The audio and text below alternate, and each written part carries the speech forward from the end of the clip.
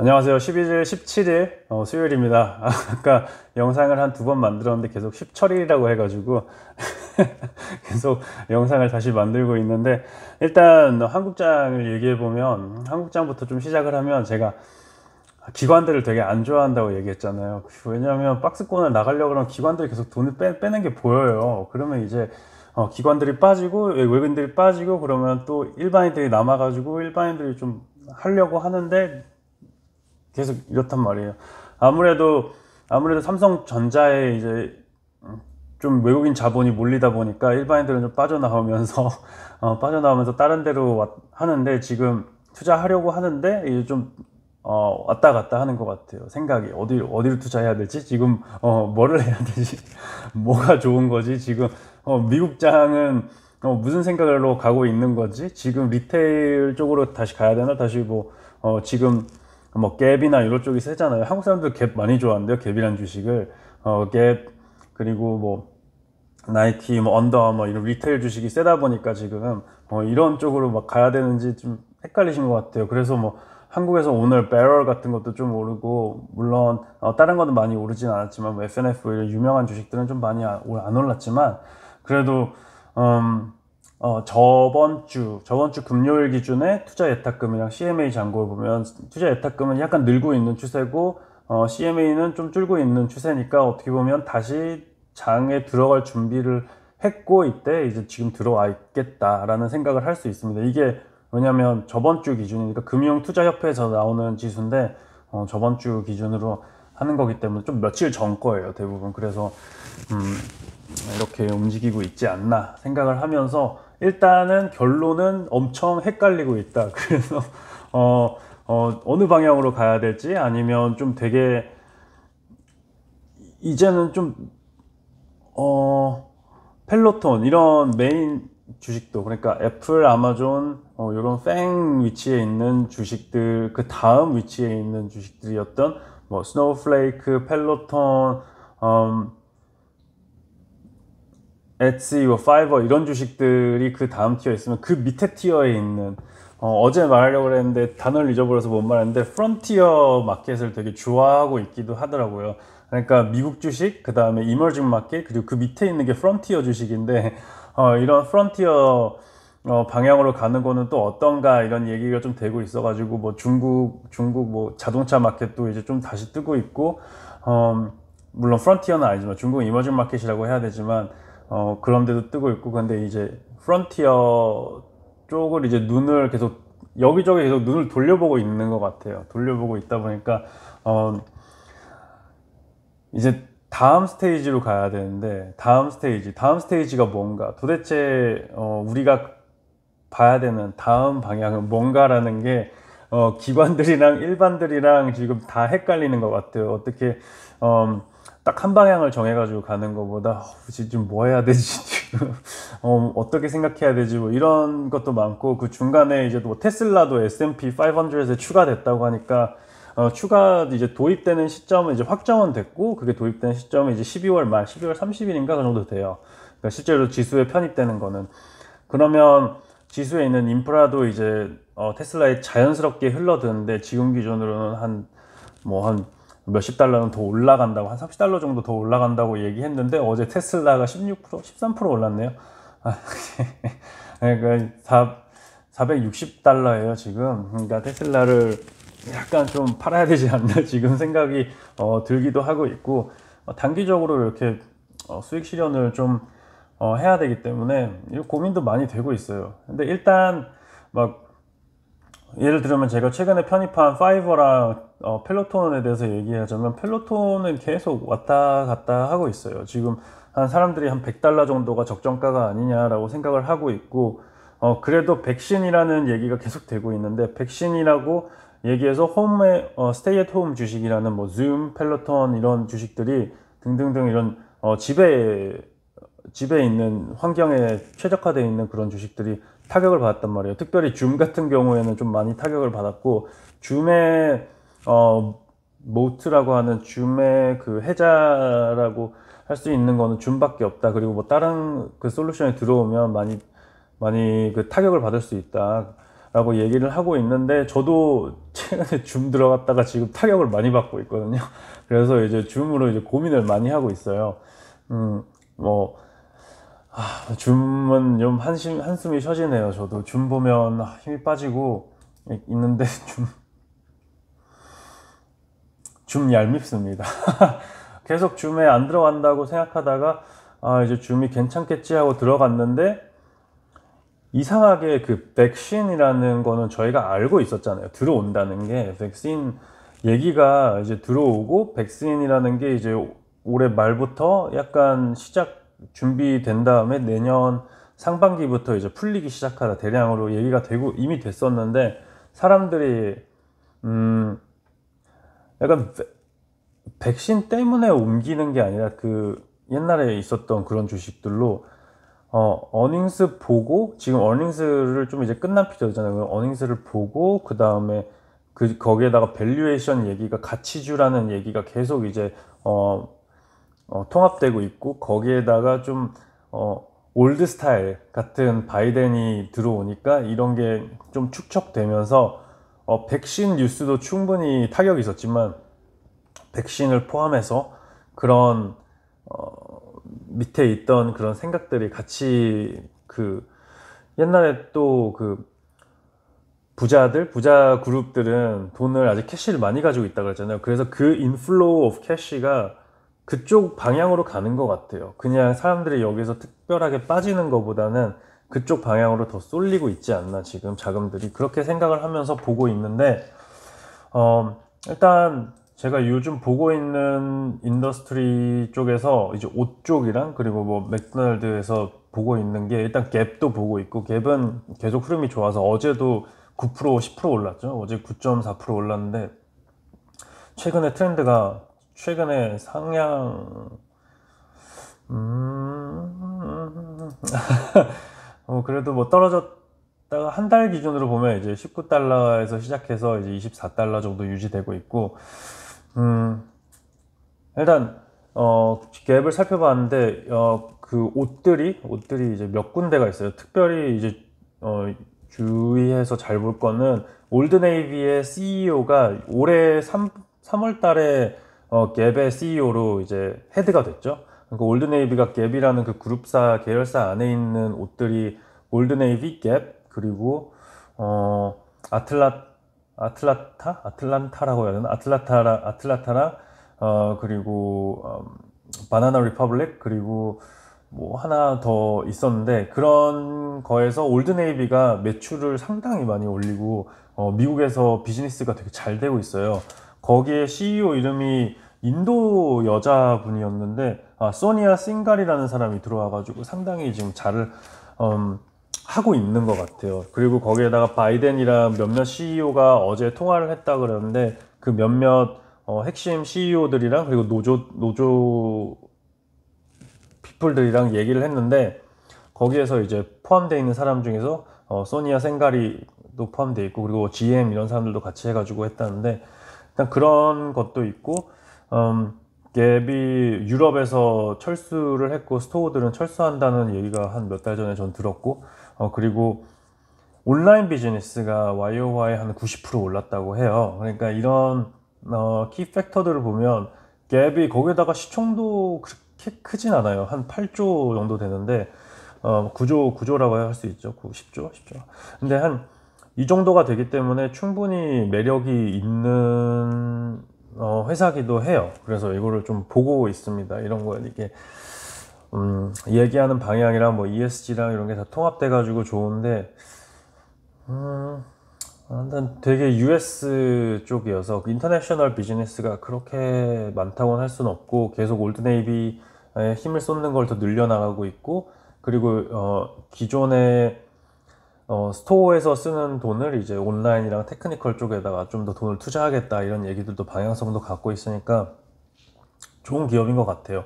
그래도 투자하려고 하니까 내가 이런 좀 성장성이 적다고 생각할 수 있는 이런 클로딩 브랜드에 투자를 해야 되나, 이런 고민도 많아가지고 거기에다가 나이키도 이제 투자할까라고 생각했는데, 일단 시총이 너무 커가지고 약간 이제 좀 있다가 너무 크기 때문에 좀 이제 생각을 해보고 언더아머라는 브랜드를 다시 보기로 했어요. 언더아머는 훨씬 더 이제 시총이 작은데 그래도 6조 해요. 6조 하니까 좀 상당히 큰, 좀 무거운 주식이고, 사람들이 언더아머에 대해서는 얘기가 많아요. 언더아머를 좀 더 마케팅을 잘하겠다 이런 얘기가 있는데, 아무래도 본인이 가지고 있는 그 스포츠 퍼포먼스 이쪽으로만 계속 가려니까 그 타겟군이 계속 한정돼 있지 않나 이런 생각을 하면서 약간 언더아머는 아직 보지를 않았고요. 언더아머는 안까지는 안 봤고, 그리고 마지막으로 얘기할 거는 이제 벤 코퍼레이션이라는 VF 코퍼레이션이라는 게 있죠. VF 코퍼레이션은 이제 벤이라는 거가 안에 있는데, 여기가 벤츠가 여기서 대부분의 매출을 차지해요. 근데 여기에 추가된 게 수프림이죠. 수프림이 최근에 딜이 돼가지고 들어온 건데, 일단 수프림이 다른 벤츠 안에 있는 기업 그 브랜드들을 제가 좀 얘기 드리면, VF 코퍼레이션 안에 있는 그 기업들 얘기면 벤츠, BANS 해가지고 써 있잖아요. 벤츠랑 노스페이스, 한국 사람들이 좀 잘 알고 있죠. 노스페이스도 들어있고, 팀벌랜드 그 워커 신발이라고 해야 되나요? 그런 옛날에 그 나무 깎는 사람들, 럼버잭이라고 하죠. 나무 하는 사람들이 주로 신는 그 신발. 그리고 디키즈라는 잘 몰라요. 이건 미국 사람들이 잘 알 것 같은데 저는 미국에 안 살아봐서 잘 몰라요. 디키즈라는 브랜드가 있고, 그리고 여기서 수프림이 추가돼요. 지금 현재 세일즈를 한 3조 정도 하고 있는데, 얘네의 마켓캡이 31조예요. 31조니까 PS 한 10배로 보면 되는데, 여기에서 수프림이 추가되는데, 수프림이 한 5천억을 하니까 세일즈를 다른 한 노스페이스랑 비슷하게 하는 거예요. 노스페이스랑 매출 세일즈가.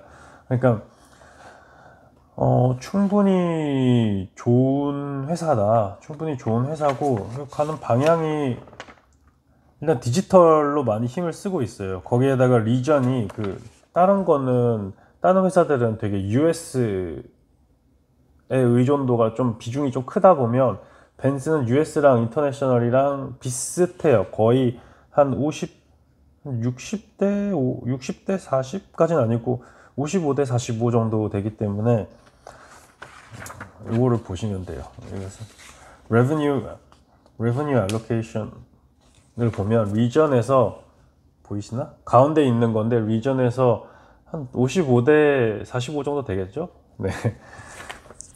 인터내셔널이 한 45% 되니까 그래도 꽤 의미가 있다. 캐터거리도 괜찮고. 세일즈는 요즘에 벤츠가 잘 팔리고 있어요. 벤츠는 제가 좋아했는데 온보딩이 최근에 영한 사람들이 벤츠로 좀 오는 것 같고, 옛날에 필라한테 좀 사람들이 갑자기 들어오는 것처럼 지금 벤츠 쪽으로 좀 쏠리는 경향도 있는 것 같고, 단가도 좀 많이 내리려고 하다 보니까 단가 반면에서도 이제 좀 매력을 느끼는 것 같아요, 사람들이. 그래서 세일즈 그로스 프로파일이 한 12%, 13% 벤츠가 나오고, 수프림이 8에서 10%니까 그로스 마진이 대단해요. 한 60% 돼요, 거의. 그로스 마진이 벤츠 BF 코프 전체는 한 55.5% 되니까 충분히 매력적인 회사다. 물론 오퍼레이팅 마진이 BF에서는 전체적으로 12.8%라고 하네요. 충분히 매력 있는 회사다. 그래서 이런 BF 코퍼레이션 이런 것도 보고 있고, 마지막으로 약간 얘기 드리고 싶은 거는 워치리스트, 오늘 워치리스트 느낌이에요. 근데 혹시 이 주식 들어보셨나요? 주미아라고? 주미아라는 주식은 맥킨지에 일하던 두 명의 프렌치 내셔널이라고 하기에는 모르겠지만 불어 쪽을 하는 사람들이 두 명에서 백인이에요. 백인 두 명이서 설립한 회사고, 그리고 이제 헤드쿼터는 독일에 있는데